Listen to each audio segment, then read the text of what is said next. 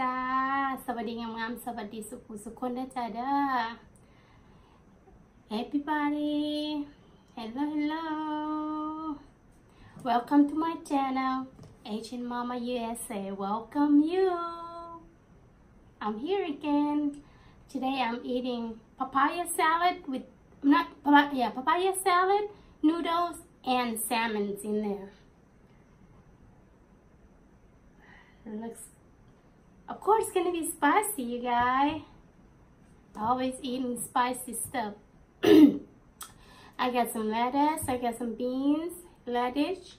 and Thai eggplants I don't have a lot of vegetables today because I haven't gone shopping yet but this is what I got today so come join me everybody come enjoy it with me I got salmons this is raw salmon so I put it in my papaya and noodles mains is noodles because today I want to eat noodles come join and come eat with me my friends okay จ้า everybody มื้อนี้พี่ดาตำข้าวปุ้นนะจ๊ะข้าวปุ้นใส่แซลมอนใส่บักฮุงแล้วก็มีผักกับมี lettuce มีbean แล้วก็ radish อันนี้ปักเขือมีหน่วยหนึ่งจ้ะเขือมีหน่วยหนึ่งแล้วก็ใส่แซลมอนเนาะมันไม่กินเลยบ่ว่าอะไรอันนี้มากินกับพี่ดาไผหิวมาจ้ะแซ่บเผ็ดนัว Come on everybody มาจะใส่มือเลยเนาะจ้ะเนาะ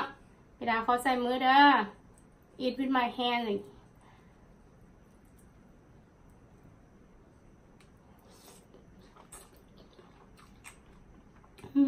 so good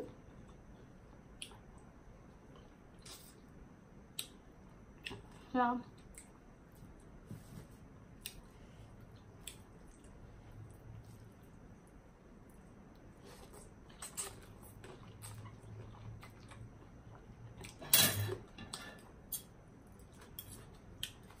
Spicy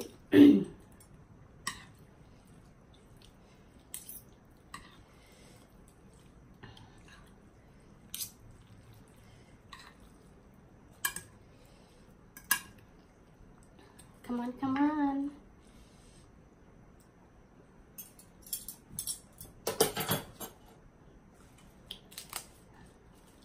ลุยเลยนะจ๊ะลุยเลยเฮาลุยพอบอกลายไปหิวกับมา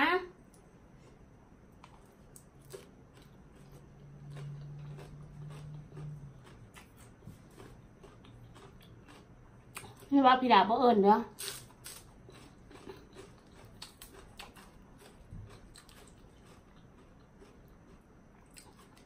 เอิญสุขคนกินข้ามปมๆจ้ะข้ามปมหล่นเนาะจังแสบ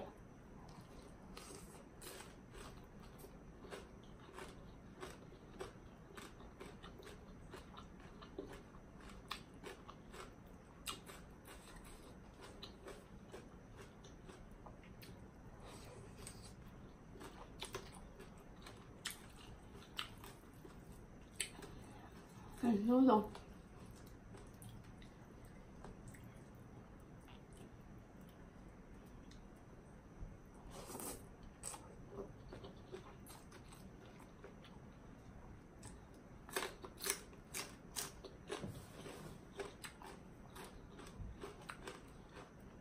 แซ่บจัง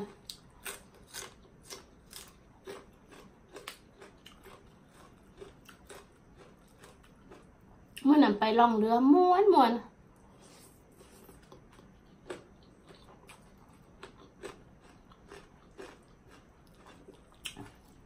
้อนค่ะ เมื่อนั้นไปล่องเรือห้อนแต่ว่าน้ำเย็น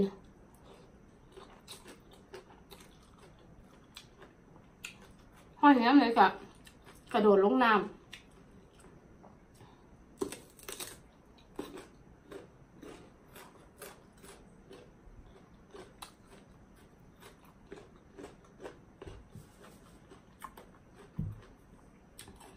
น้ำมันเย็นแล้วพื้นมันเมือนนะน้ำมันแบบว่าไหลแห้งหน่อยนึง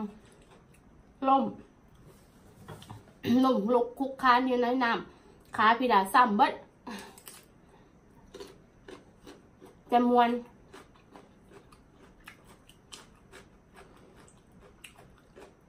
อาทิตย์หน้าว่าสิไปกันอีกเนาะ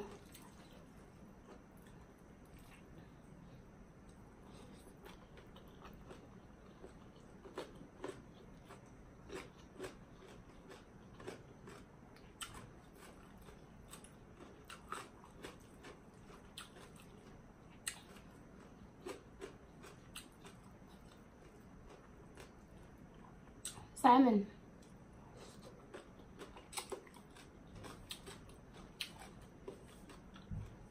แม่ไม่กินน้ำกัน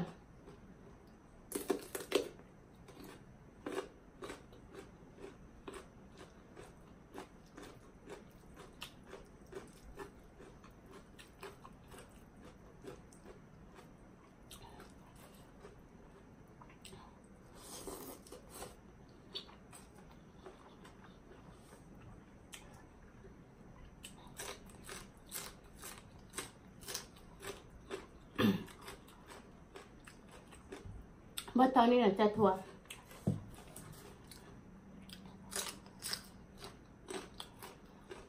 เราลงไปลองเรือนะม้วนจากอเมริกันเขาเจ้ากับมีปาร์ตี้ในกลางน้ำม้วนกันขนาด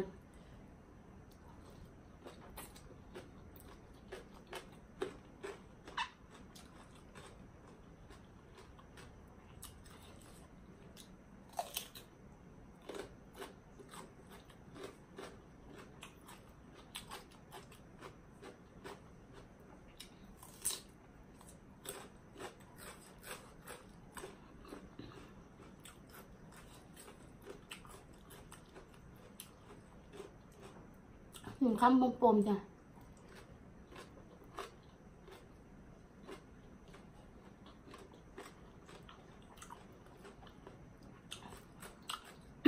แจ่แม่กับเนื้อหวานหวาน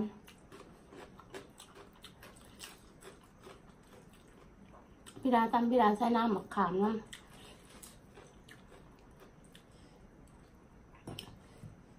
เปรี้ยวอันนี้ หวานเค็มพยายามมากินนะครับเผ็ด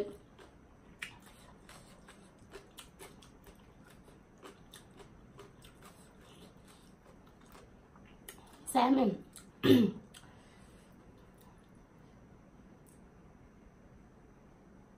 แซลมอนจ้ะ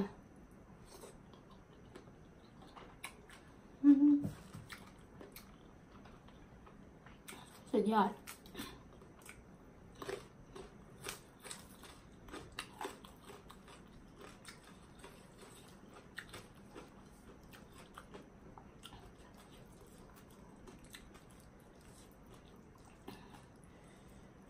เผ็ดล่ะ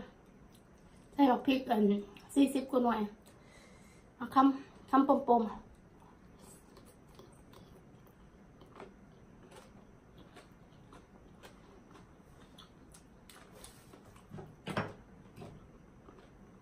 20 กว่าหน่วยเลยจ้ะ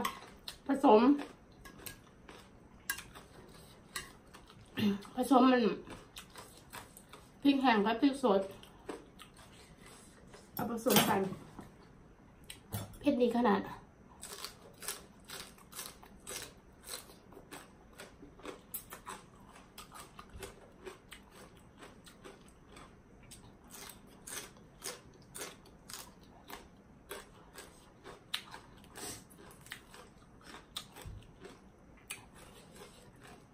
ไม่ได้ไปร้านเลยประเด็นท่านมีอันกระเจี๊ยบกินเทียนยัง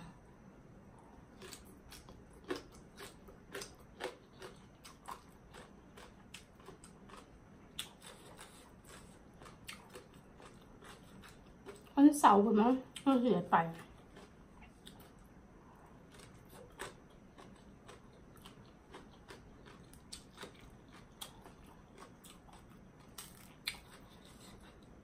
พอมาอื่นทีหลังอะให้งานเบิ้ลมือ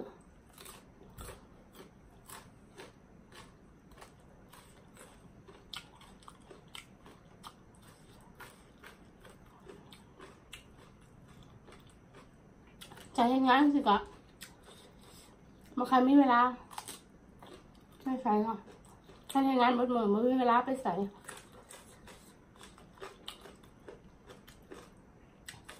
กลับกับ3 ทุ่ม 4 ทุ่มจากกลับบ้านแต่วันเสาร์พี่ได้หยุดก็ได้ไปใส่มาใส่เนี่ย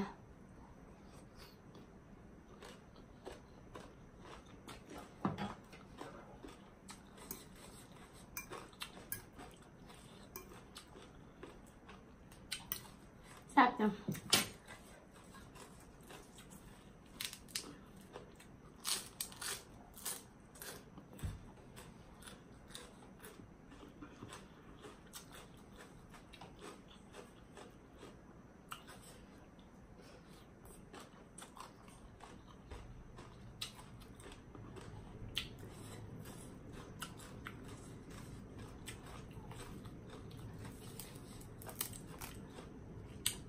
อร่อย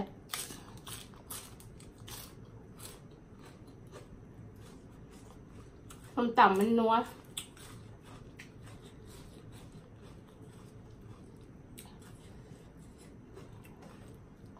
คำปม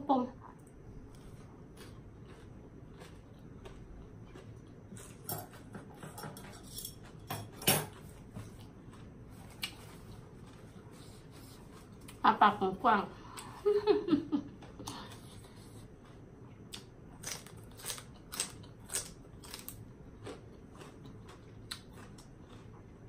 หวานจังหวานแล้วกรอบนะ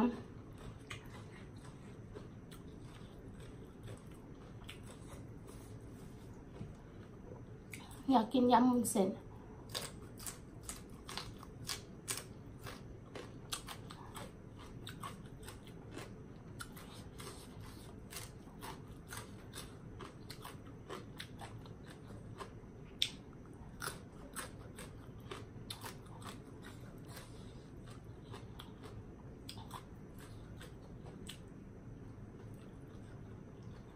ครับ